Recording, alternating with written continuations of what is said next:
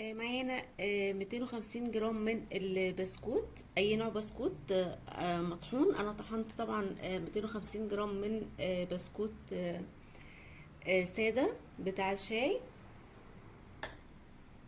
دلوقتي هقلب بايديا، هحاول اشرب البسكوت بتاعي كل الزبدة اللي انا حطيتها بالشكل ده كده.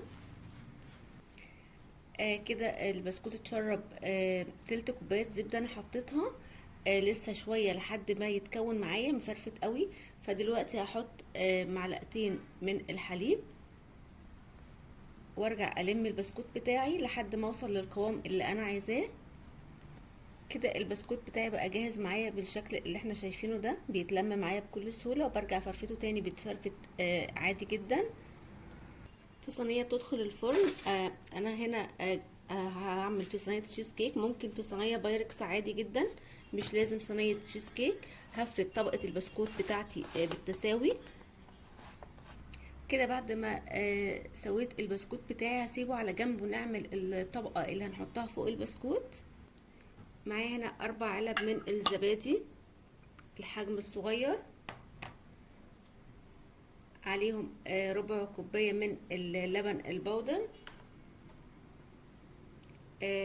نص كوبايه من السكر الناعم،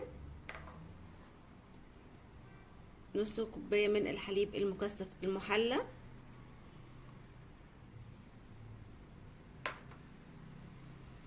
نص كوبايه من الجبنه الكريمي. دلوقتي بقى انا هخلط كل المكونات اللي معايا دي بالهاند بلندر كويس جدا. دلوقتي خلطت المكونات كلها مع بعض كويس جدا. معايا بقى حبايتين من البيض، ورشه من الفانيليا معلقه صغيره. هرجع اخلط كل المكونات تاني.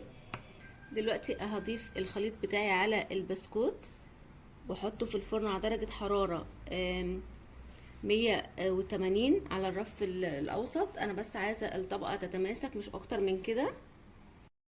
كده التشيز كيك بعد ما طلعت من الفرن قعدت تقريبا نص ساعه على درجه الحراره 180 زي ما قلنا على الرف الاوسط. دلوقتي بقى اسيبها بدرجه حراره المطبخ. بعد ما تهدى تماما هحطها في التلاجة، اقل حاجه ساعتين، ممكن اكتر، حريه شخصيه، بس اقل حاجه ساعتين. دلوقتي التشيز كيك بعد ما طلعت من التلاجة، عندي هنا شوكولاته مبشوره. التزيين طبعا حسب الرغبه، حريه شخصيه. على حرف كده، انا طبعا الشوكولاته خام وبشراها بالمبشره. كده بعد ما حطيت الشوكولاته بتاعتي بقى هنفتح التشيز مع بعض. كده طلعت معايا بالشكل الجميل ده كده، بجد حلوه جدا.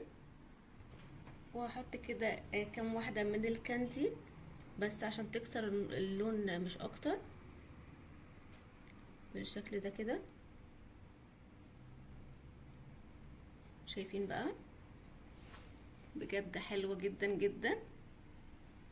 كده وصفتنا بقت جاهزه معانا، وصفه سهله وبسيطه وبجد طعمها حلو جدا جدا، لازم تجربوها. يا رب وصفه النهارده تكون عجبتكم، واللي جرب الوصفه وتعجبه يعمل لايك ويسيب لي رايه في كومنت. والسلام عليكم ورحمه الله.